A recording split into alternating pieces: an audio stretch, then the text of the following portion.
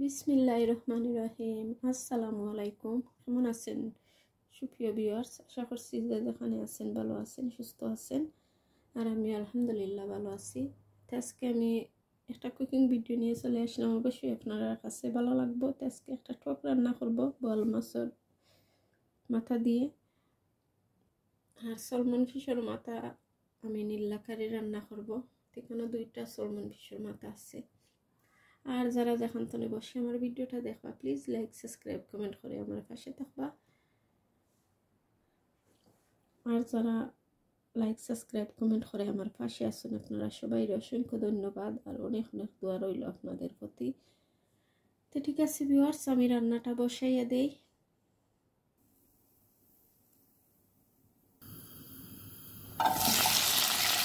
এদিকে ভিউয়ার্স আমি টকটা বসাইয়া দিচ্ছি। আমি রসুন মেথিও দিয়ে নিচ্ছি। আমি রসুন বাটাটাও দিয়ে নিব টকের মাঝে।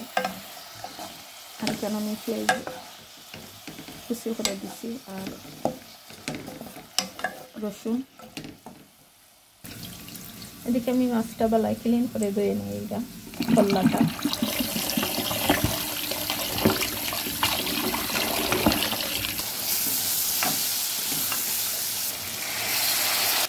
গুঁড়া মশলাটা দিয়ে নিলাম, যা যা মাছের কারিক লাগে সেটা দিয়ে নিলাম।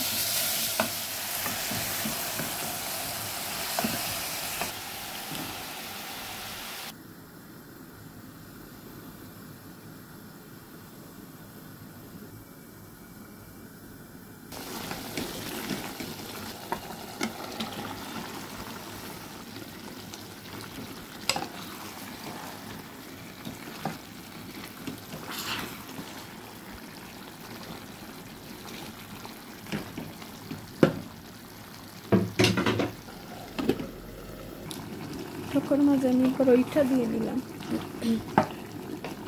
যাতে ওইটা টমেটোর মাঝে ঠান্ডা হয় না।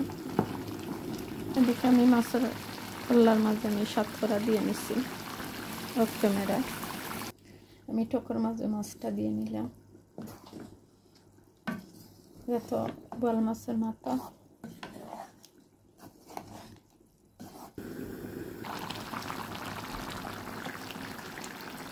এদিকে রাইস কুকারও ভাতটা বসে বেশি হয়ে গেছে। তখন দুপুর টাইম, মাদার টাইম 3টা বাজে, এখন পানির টাইম।